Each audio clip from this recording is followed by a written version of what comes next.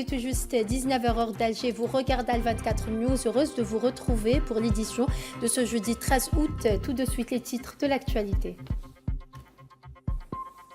Algérie-Niger, le Premier ministre algérien Seferi supervise le lancement des travaux de forage du puits d'exploration Kafra Sud-Est 1, une nouvelle étape décisive dans le partenariat énergétique entre les deux pays.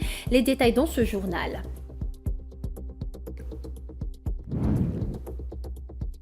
Algérie-Niger, lancement des travaux de forage du puits d'exploration Kafra Sud-Est 1. Le groupe algérien Sonatrach met son expérience au service de la sécurité et de l'intégration énergétique en Afrique.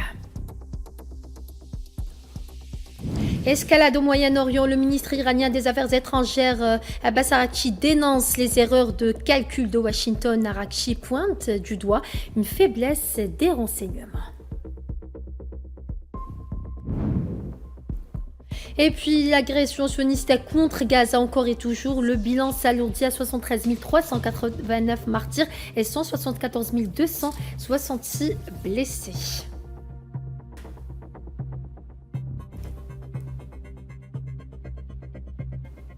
Bonsoir à tous. Coopération algéro-nigérienne à l'entame de ce journal chargé par le président algérien Abdelmadjid Tebboune. Le Premier ministre Seferi a effectué ce jeudi une visite de travail au Niger au cours de laquelle il a co-présidé avec son homologue nigérien Ali Mahaman Lamine Zein la cérémonie de lancement officiel des travaux de forage du puits d'exploration Kafra Sud-Est 1. Il s'agit avant tout d'un nouveau jalon de franchi dont la relation entre les deux pays frères confrontant ainsi l'édifice du partenariat stratégique dont les bases ont été posées par le président algérien Abdelmadjid Tebboune et son homologue nigérien, le général de l'armée Abdurrahman Tiani, à l'occasion de sa visite en Algérie.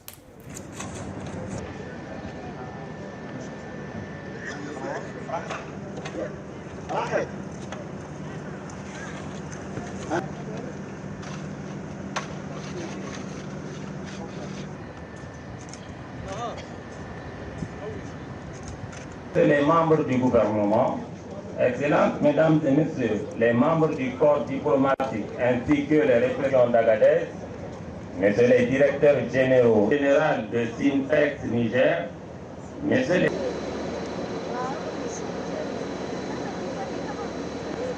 نلتقي اليوم من جديد بعد شهرين و10 أيام.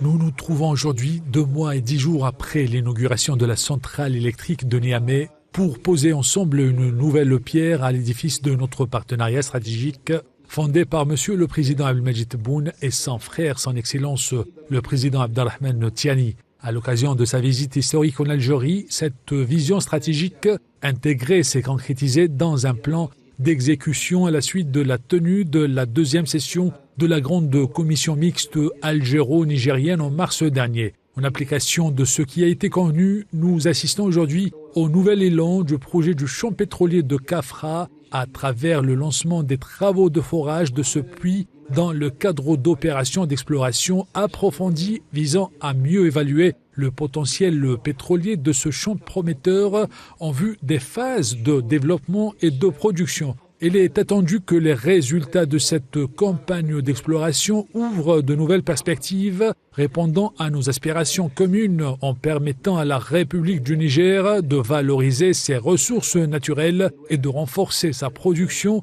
nationale d'hydrocarbures.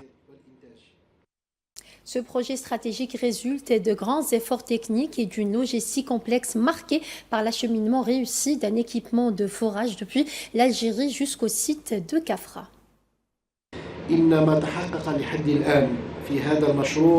Ce qui a été accompli jusqu'à présent dans le cadre de ce projet est le fruit des efforts consentis par l'ensemble des responsables, experts, ingénieurs et techniciens concernés dans un contexte marqué par de nombreuses complexités sur le terrain, des conditions naturelles rigoureuses et d'importantes difficultés logistiques. La mobilisation de l'appareil de forage d'une puissance de 2000 chevaux et son acheminement depuis l'Algérie jusqu'au site de Kafara constitue en soi un défi logistique majeur et une réalisation technique remarquable, sans compter tout ce que cette étape a exigé en matière d'environnement administratif, logistique et sécuritaire adéquat. Je saisis cette occasion pour exprimer mes remerciements et ma gratitude à l'ensemble des cadres, experts, ingénieurs, techniciens et autres partenaires qui ont contribué à cette étape cruciale. Mes remerciements s'étendent également aux autorités civiles et militaires nigériennes et algériennes qui ont accompagné et continuent d'accompagner l'entreprise nationale de forage, la société Sonatrach International Exploration et Production, ainsi que la Société nationale des pétroles du Niger, afin de concrétiser ce projet à toutes ses étapes. Alors que nous entamons aujourd'hui, avec la bénédiction de Dieu, les opérations de forage, j'invite les cadres et les équipes de terrain concernés à accorder la plus grande attention à la sécurité des opérations, à la protection de l'environnement, à la qualité des travaux et au respect des normes professionnelles qui doivent demeurer au cœur de l'exécution de ce projet. Outre l'exploit technique et technologique que représente ce projet, il s'agit d'une étape qui illustre un partenariat global entre Sonatrach et la SONIDEP.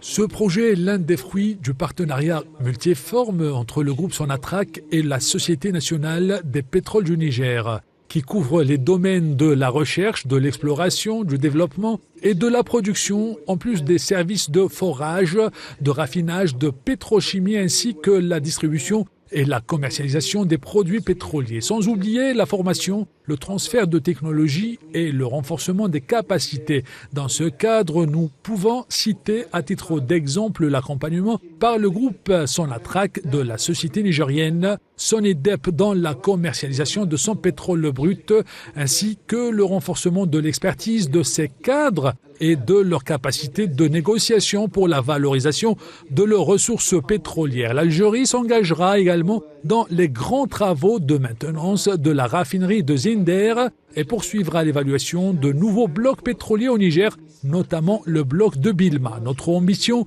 ne se limite pas à la réalisation du projet Kafra dans toutes ses phases, mais vise également à bâtir un partenariat industriel intégré et durable dans l'amont pétrolier et gazier jusqu'à l'aval, y compris par la création de sociétés mixtes.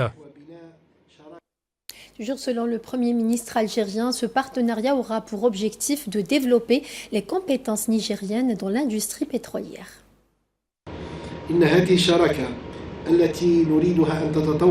Ce partenariat que nous souhaitons voir évoluer vers une coopération à long terme fondée sur la confiance, la complémentarité, la solidarité et l'intérêt mutuel repose sur des programmes de formation ambitieux et spécialisés. Ceux-ci offriront des opportunités d'immersion sur le terrain afin de renforcer les compétences et de développer les capacités nigériennes aux différentes étapes de l'industrie pétrolière. À cet égard, je salue l'engagement pris par l'entreprise nationale de forage ENAFOR de recourir progressivement aux entreprises, produits et services nigériens. Je salue également son engagement à recruter des jeunes Nigériens sur le projet Kafra et à leur fournir la formation nécessaire à l'exercice de leurs fonctions.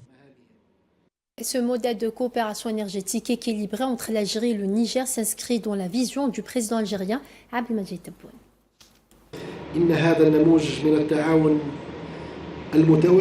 Ce modèle de coopération équilibrée globale et fructueux dans le domaine des hydrocarbures entre l'Algérie et le Niger constitue l'un des piliers fondamentaux de la démarche globale adoptée par le président de la République, M. Abdelmadjid Tebboune, visant à bâtir un partenariat énergétique africain au service des objectifs de développement durable et au renforcement du processus d'intégration continentale. Cette dimension bilatérale trouve son prolongement naturel dans la dimension multilatérale incarnée par le projet du gazoduc transsaharien qui est effectivement entré dans ses phases d'exécution et qui constitue un axe stratégique et un maillon essentiel dans la voie de l'intégration africaine. Par ailleurs, le Premier ministre algérien a souligné que le projet de Kafra incarne la vision commune des présidents algériens et nigériens.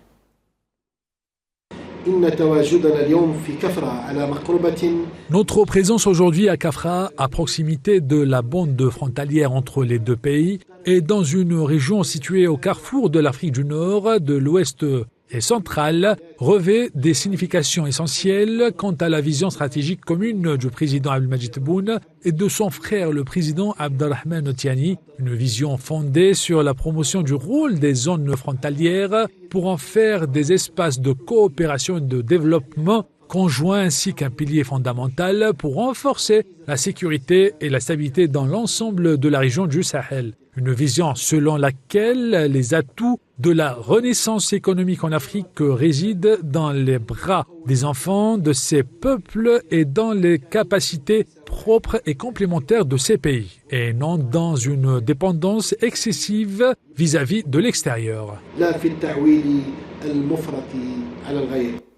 Et justement, notre envoyé spécial Soundous Brahimi s'est rendu sur place au cœur de ce site stratégique de Kafra. Elle fait le point sur les toutes dernières avancées sur le terrain.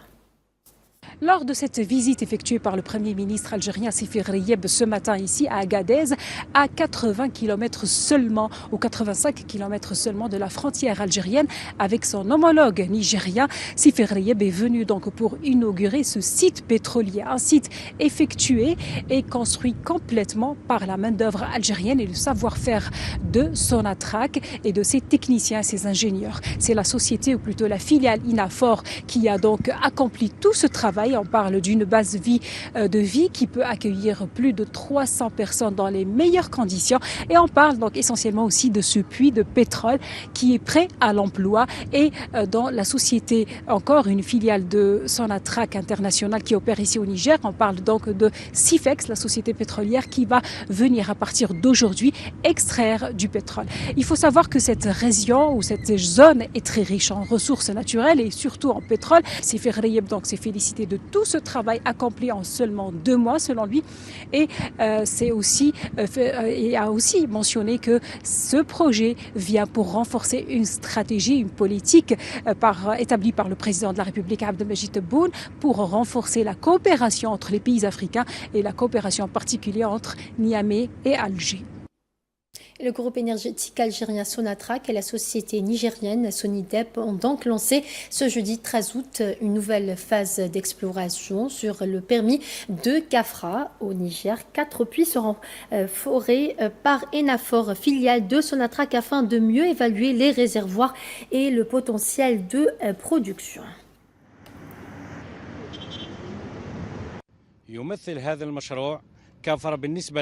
Ce projet de Kefra revêt une grande importance pour nous, tant sur le plan technique qu'opérationnel. La société Sipex nous a accordé sa confiance à l'entreprise Enafor pour la réalisation de cette opération. Nous apprécions cette confiance qui témoigne de la reconnaissance de notre expertise et de notre capacité à mener ce type d'opération dans un environnement international. Dans le cadre de ce projet, Enafor intervient en qualité d'entrepreneur principal et assure la coordination des différents moyens et intervenants nécessaires à la réalisation de l'opération de forage.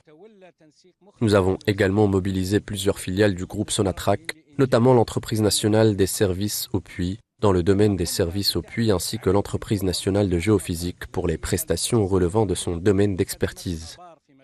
Cette mobilisation permet de réunir les différentes compétences et expertises du groupe Sonatrach autour d'un même projet et d'offrir ainsi à notre entreprise une capacité opérationnelle intégrée. La préparation de cette opération a été réalisée dans un délai relativement court, ce qui a nécessité une forte mobilisation des équipes sur le plan technique, logistique et organisationnel, ainsi qu'une coordination étroite entre Enafor, Sipex et les différentes structures du groupe Sonatrach impliquées dans ce projet important. Pour l'instant, on va plus se concentrer donc sur la partie opérationnelle, donc c'est de réussir notre forage, donc s'occuper beaucoup plus de la partie opérationnelle, de mettre en évidence donc les hydrocarbures dont je vous ai parlé donc en début d'interview. En ce qui concerne la formation, elle pourra se faire en parallèle parce qu'il est prévu dans notre CPP, donc dans le contrat de partage de production, que des agents du ministère du pétrole viennent assister aux opérations de forage. Donc ils auront l'occasion d'être confrontés donc aux ingénieurs algériens de notre société, donc Sonatrach, ENAFOR aussi, donc pour gagner en expérience, vu que dans le domaine pétrolier, il y a pas, donc, le Niger n'est un pays quand même où l'exploration n'est pas aussi ancienne qu'en Algérie, où nous on a plus de 60 ans d'expérience donc dans le domaine de la prospection pétrolière. Dans le dossier iranien de ce journal, le ministre iranien des Affaires étrangères Abbas Araghchi a estimé que les États-Unis commettent depuis un certain temps des erreurs de calcul en raison de ce qu'il a qualifié de faiblesse en matière de renseignement. Les détails avec Safwan Ben Sabri. Le ministre des Affaires étrangères iranien Abbas Araghchi est monté au créneau jeudi en déclarant que les États-Unis commettaient une erreur de jugement. Une déclaration interprétée comme une nouvelle réplique aux paroles du président Donald Trump qui a avancé avoir pris le contrôle du détroit d'Ormuz. Les États-Unis ont longtemps fait de mauvais calculs en raison des défaillances de leurs services de renseignement. La guerre contre l'Iran en étant le meilleur exemple. À présent, ils commettent une erreur de calcul encore plus grande concernant le détroit d'Ormuz. Ce qui est pire que les fausses nouvelles, ce sont les faux renseignements. Soyez donc prudents. La veille, le président des États-Unis a soutenu que le détroit d'Ormuz était sous contrôle américain. C'est à nous, a affirmé Donald Trump, avertissant par la même occasion l'Iran qu'il recevrait une nouvelle attaque s'il tentait une quelconque action. Le bras de fer entre Washington et Téhéran se poursuit, tandis que Trump propose de nouvelles sanctions économiques et maintient ouverte l'option de nouvelles attaques pour forcer la réouverture du détroit d'Ormuz. L'Iran dit n'accepter cette possibilité que si les États-Unis lèvent les blocages sur ses ports et dégèlent les actifs iraniens retenus dans les banques à l'étranger. De plus, la République islamique conditionne la libre circulation dans le détroit d'Ormuz à un cessez-le-feu durable qui englobe le Liban et la bande de Gaza. Deux conditions qui peinent à s'imposer du fait de la volonté de l'entité sioniste de faire perdurer ses agressions sur le Liban et la Palestine. L'Iran a justifié ses démarches visant à imposer des redevances sur les navires traversant le détroit d'Ormuz par les dommages environnementaux causés par la navigation maritime dans ce passage stratégique. Le porte-parole du ministère iranien des Affaires étrangères, Ismail Baghaei, a déclaré ce jeudi dans une publication sur son compte X que des décennies de pollution dans la région du Golfe ont causé à son pays des dommages évalués à des milliers de milliards de dollars.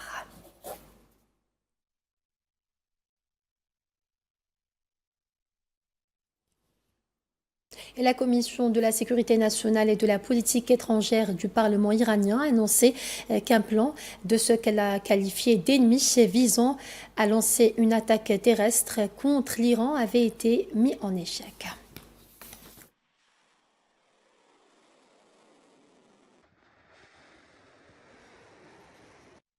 En Palestine occupée, l'agression génocidaire sioniste contre la bande de Gaza fait 73 389 martyrs et 174 266 blessés, en majorité des femmes et des enfants, depuis le 7 octobre 2023, selon un nouveau bilan communiqué ce jeudi par les autorités sanitaires palestiniennes. Il est à noter que depuis l'entrée en vigueur du cessez-le-feu le 10 octobre dernier, 1260 Palestiniens sont tombés en martyrs et 4154 autres ont été blessés, tandis que les corps de 808 martyrs ont été récupérés selon les autorités sanitaires.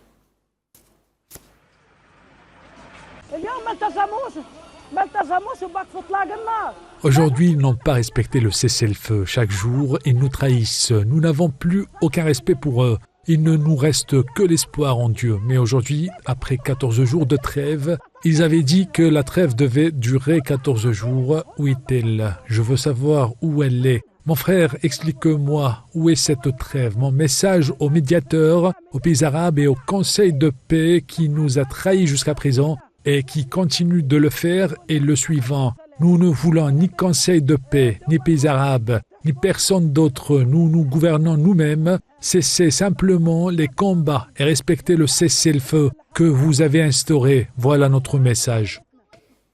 Dans le reste de l'actualité de ce journal, le ministère turc de la Défense a annoncé ce jeudi que la Turquie, l'Arabie Saoudite et le Pakistan allaient mettre en place des mécanismes politiques et militaires dans le cadre de l'accord pour la défense commune, signé entre les trois pays le 7 août courant. Le ministère a ajouté lors de son point de presse hebdomadaire à Ankara que ces mécanismes réuniront les ministres de la Défense et des Affaires étrangères ainsi que les chefs d'état-major des trois pays.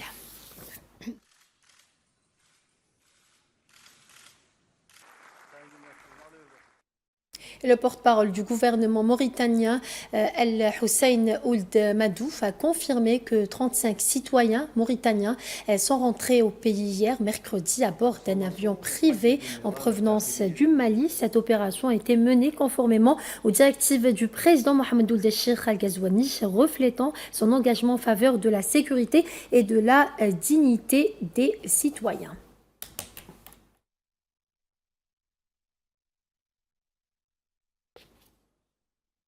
Et la Mauritanie a annoncé l'émission de directives gouvernementales réglementant l'acquisition de véhicules et d'équipements et interdisant aux organismes publics d'acheter des véhicules de luxe.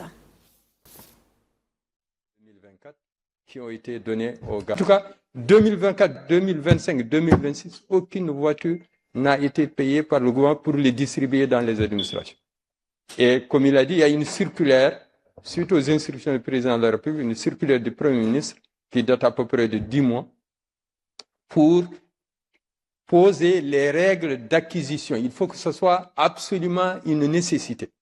Et interdiction faite aux administrations de payer des voitures de luxe. Donc, vraiment, ce qui est utile, et depuis lors, il y a même 2 semaines, il y avait une dizaine de véhicules qui avaient été acquis en 2024 dans le budget de 2024 qui ont été donnés au garage administratif pour utilisation commune. Direction le Soudan à présent où l'armée soudanaise a annoncé que ses forces ont réussi à repousser une attaque menée par les forces de soutien rapide contre la capitale Khartoum pour la deuxième journée consécutive. Des sources médiatiques locales ont rapporté ce jeudi que la défense antiaérienne des forces armées a battu 4 drones appartenant aux forces de soutien rapide.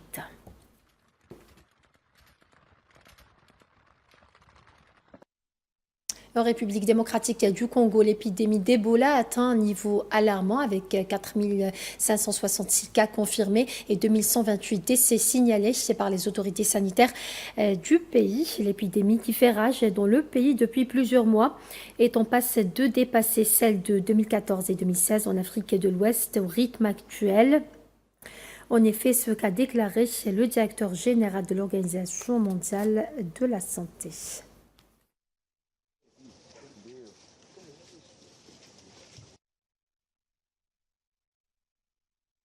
Et autre information qui concerne la santé, l'OMS se dit préoccupée par les récents changements apportés à la politique de vaccination aux États-Unis. L'agence onusienne estime qu'ils ne sont pas conformes aux meilleures données scientifiques disponibles et pourraient exposer les enfants non vaccinés à des risques sanitaires. Inquiétude exprimée lors d'une conférence de presse à Genève tenue par le directeur général de l'Organisation mondiale de la santé, Tedros Adhanom Ghebreyesus. L'OMS s'inquiète du fait que les modifications apportées à la politique de vaccination aux États-Unis ne soient pas conformes aux données scientifiques les plus récentes. Des décennies de recherche ont permis de déterminer à quel moment les enfants sont le plus vulnérables aux maladies, à quel moment les vaccins offrent la meilleure protection, combien de doses sont nécessaires et quels vaccins peuvent être administrés simultanément en toute sécurité. Ces données sont constamment réévaluées à mesure que de nouvelles informations sont recueillies dans le monde entier. Or, les données actuelles sont sans équivoque. Les vaccins, y compris le vaccin RER, sont sûrs et ne provoquent pas l'autisme. Retarder la vaccination ou espacer inutilement les doses ne la rend pas plus sûre et peut laisser des enfants sans protection. La politique de vaccination devrait être guidée par un examen rigoureux, indépendant et transparent des meilleures données scientifiques disponibles et non pas par des influences politiques. En Colombie, les équipes de recherche et de sauvetage ont continué à rechercher des survivants ce jeudi 13 août, 3 jours après qu'un puissant tremblement de terre a frappé l'ouest du pays. Comme le montrent ces images, les opérations de recherche des survivants ont atteint mercredi une phase décisive après le puissant séisme de magnitude 7,4 ayant frappé l'ouest du pays lundi, faisant pour rappel 265 morts et des centaines de disparus.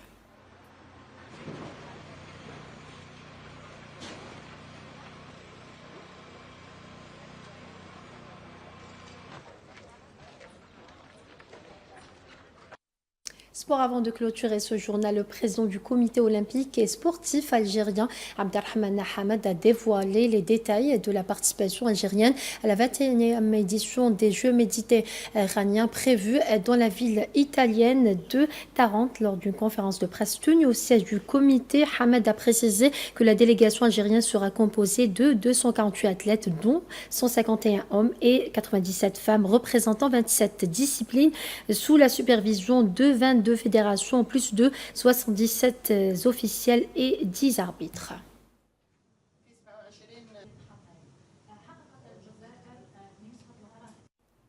Et voilà, on arrive à la fin de ce journal. Excellente soirée à toutes et à tous et à très bientôt.